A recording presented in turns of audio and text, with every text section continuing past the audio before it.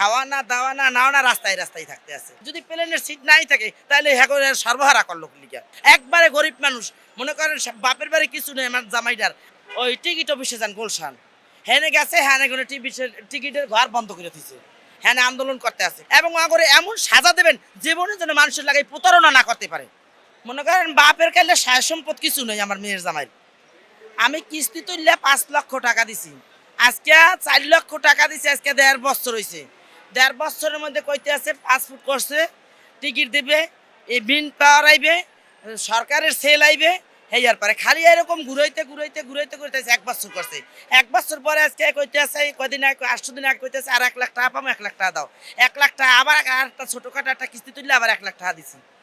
দেওয়ার পরে আজকে প্রায় 1 মাস হয়েছে 1 লাখ টাকা দিছি, এখন পর্যন্ত নেওয়ার কোনো খবরই নেই। ওদিকে মালয়েশিয়ার টিকিট বন্ধ হয়ে যাইতে আছে, বন্ধ হয়ে যেতে আছে কইতে আছে আপনারা আইতে যান ওই টিকিট অফিসে যান গুলশান হেনে গেছে হ্যাঁ কোনো টিকিটের ঘর বন্ধ করে দিছে হ্যাঁ আন্দোলন করতে আছে কোনো ওই করে না।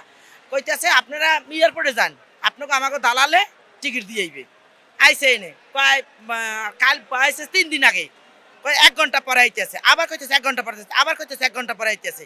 1 ঘন্টা করতে করতে আজকে 5 দিন হয়েছে, এখন তো আমার কোনো টিকিটই আইনি। 5 দিন খাওয়া না দাওয়া না নাও না রাস্তায় রাস্তায় থাকতে আছে।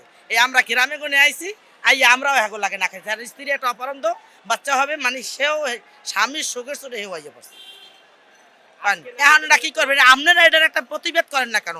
যদি টিকিট নাই থাকে তাহলে আমাকে তো টাকা নিলে কা, যদি প্লেনের সিট নাই থাকে তাহলে হ্যাঁ সর্বহারা করলো লিগা করে কি কারণে করলো? হ্যাঁ পারবে না তাহলে করতে না। আমরা হেলে দেশে বিড়াবার যা করতে তা কইরে খাইতে, হেলে বিদেশের আশা এতগুলো টাকা হ্যাঁ করে দিয়া আজকে হ্যাঁ রাস্তায় রাস্তায় সর্বহারা পাটির মতো ঘুরতে আসে। কি করবো? এটার একটা কি সিদ্ধান্ত আপনারা আমাকে দিবেন করেন? আপনারা তো ছবি তোলেন, ক্যামেরা করেন, এখন কি করতে পারবেন করেন? আপনারা আমাকে একটা কোনো ম্যানেজ করে দেন, হ্যাঁ করে খবর দেন, আমাকে একটা যাওয়ানের নাইট করে দেন, একটা ম্যানেজ করে দেন সরকারের কাছ থেকে। আপনারা একটু কিছু করেন, একটা ব্যবস্থা করেন। এই লোকগুলো না খাইয়ে রাস্তা রাস্তা ঘুরতে আসি, এগুলোকে আমরাও ঘুরতে আসি। বাচ্চা সহিত বউ হইতে মা শাশুড়ি সবাই আমরা ঘুরতে আসি।